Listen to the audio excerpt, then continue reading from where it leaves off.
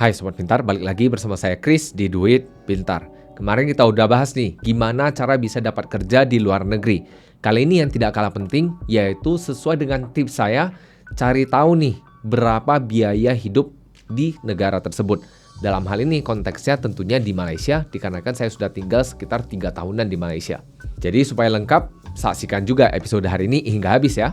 Episode hari ini disponsori oleh rekeningku, Indonesia Cryptocurrency Marketplace. Link pendaftarannya di kolom deskripsi ya.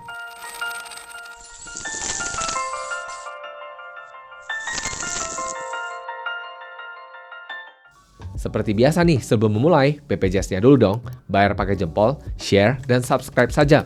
Episode dari Duit Pintar akan selalu saya hadirkan di setiap hari Senin dan kadang-kadang di hari Kamis juga.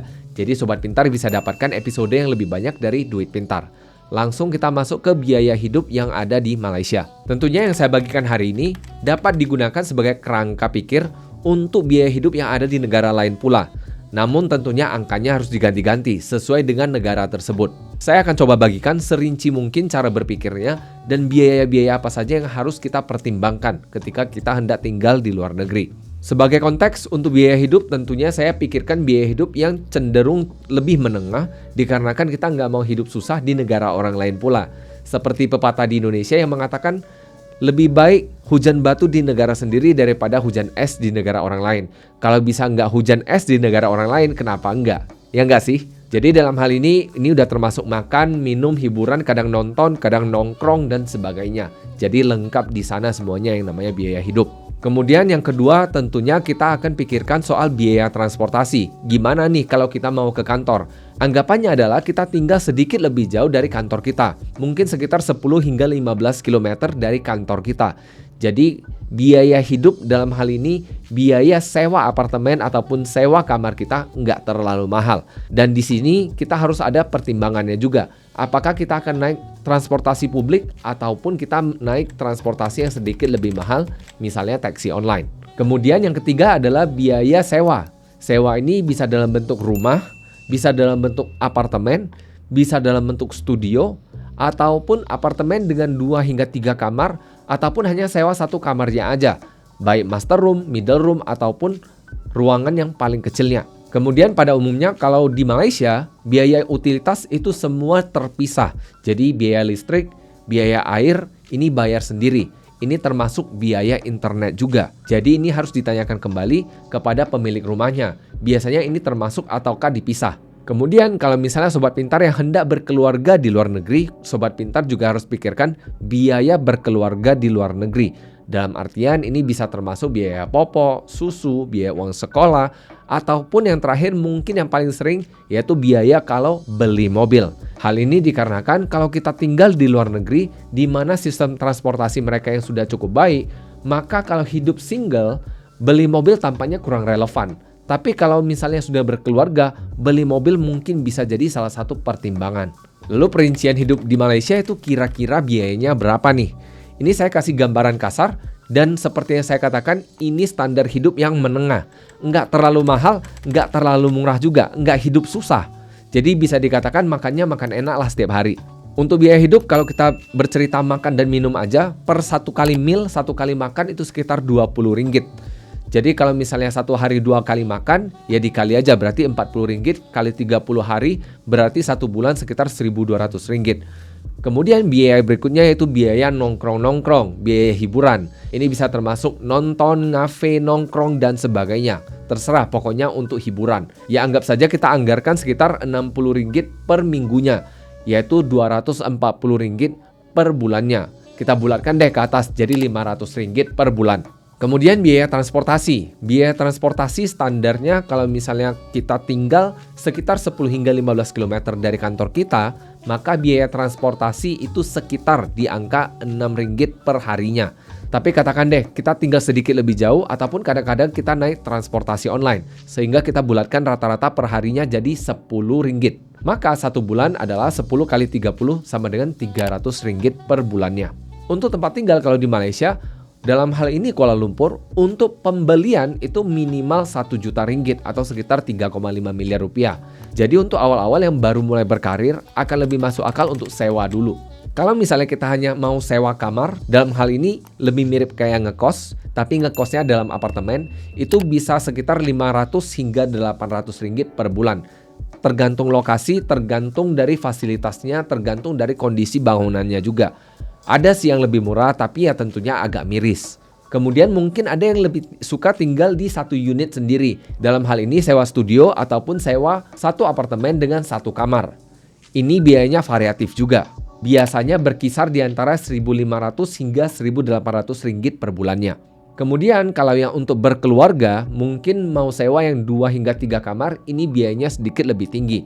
Rata-rata antara 2.000 ringgit hingga 2.600 ringgit. Ingat dalam hal ini sekitar 10 hingga 15 km dari tengah kota. Kemudian yang berikutnya, biaya utilitas, termasuk biaya listrik, biaya air, dan juga internet. Untuk biaya listrik itu sekitar 100 hingga 150 ringgit per bulannya. Untuk biaya air ini cukup murah, rata-rata yang udah berkeluarga pun itu biasanya di bawah 50 ringgit per bulannya.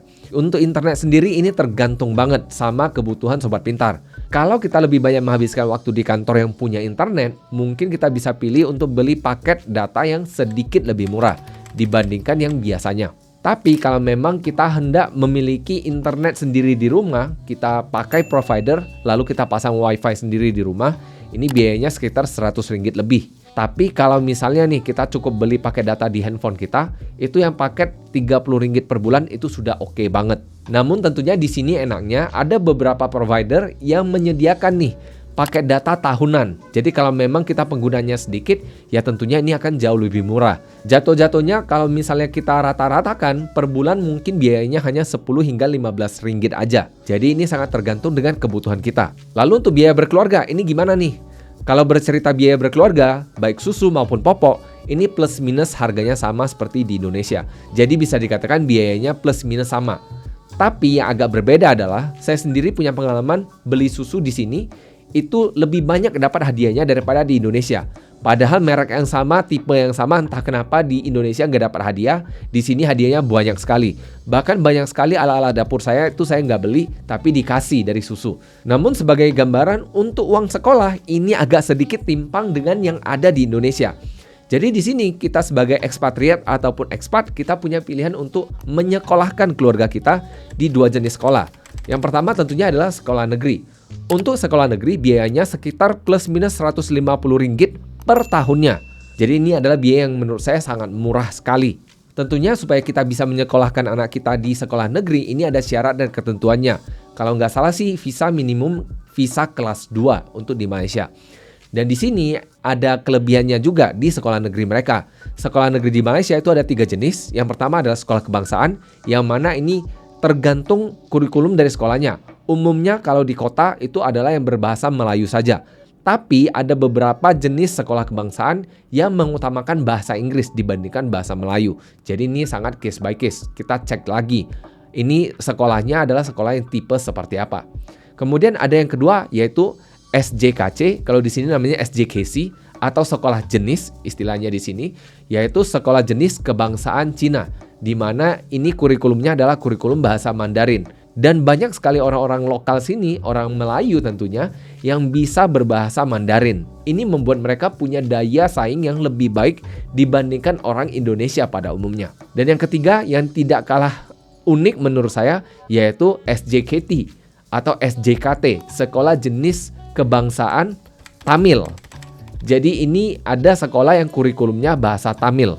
Kemudian setelah selesai ini akan masuk ke SMK atau SMK. SMK itu beda sama yang di Indonesia. SMK di sini sekolah menengah kebangsaan. Jadi ini bisa dikatakan SMP SMA-nya. Nah tentunya saya nggak akan jelaskan lebih jauh lagi. Intinya kalau sekolah di negeri itu biayanya sangat murah sekali. Sekitar 150 ringgit per tahunnya plus biaya seragam. Kemudian yang kedua, kita bisa sekolahkan anak kita di sekolah swasta. Yang mana ini biayanya sangat bervariatif. Biayanya sekitar antara 500 hingga 5.000 ringgit. Tergantung dari jenis sekolahnya, tergantung dari tingkatannya, tergantung dari kurikulumnya dan sebagainya. Jadi ada banyak sekali faktornya. Jadi kalau misalnya kita sekolahkan anak kita di sekolah-sekolah yang internasional, biayanya bisa mahal banget.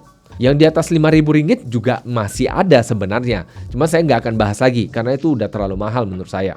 Kemudian kalau kita berkeluarga, kita punya pilihan juga. Kita mau sewa mobil ataupun beli mobil.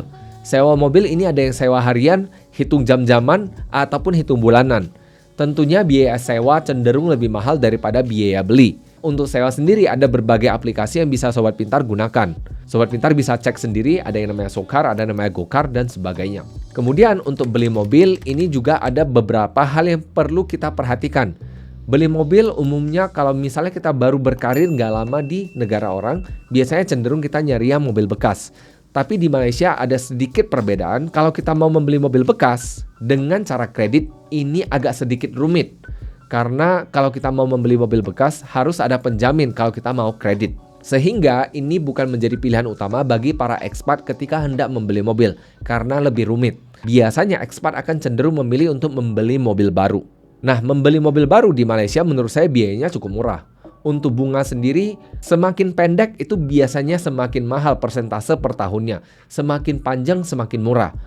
Untuk ekspat seperti kita, ini maksimum adalah 5 tahun. Untuk orang Malaysia sendiri, itu bisa sampai dengan 9 tahun. Jadi ini benefit untuk orang lokal sendiri. Tapi menurut saya 5 tahun juga udah oke banget. Dalam hal ini saya sendiri kredit 5 tahun dengan bunga hanya 2,99% per tahunnya. Dan tentunya untuk bisa dapat angka yang segitu murah, kita harus punya credit score yang baik pula.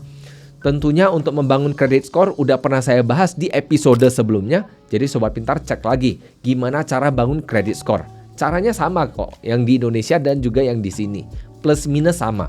Namun ada satu hal yang paling membedakan kalau misalnya kita nyetir di Malaysia dibandingkan dengan nyetir di Indonesia. Nyetir di Malaysia, biaya BBM-nya itu sangat murah sekali. Sebagai perbandingan harga BBM, di Indonesia harga Pertalite dengan oktan 90, harganya per liter sekitar Rp10.000. Sedangkan di Kuala Lumpur, dalam hal ini per 1 liter Primax 95, yaitu setara dengan Pertamax 95, yang memiliki oktan 95, ini berada di angka Rp2,05, yang artinya sekitar Rp6.800 per liternya.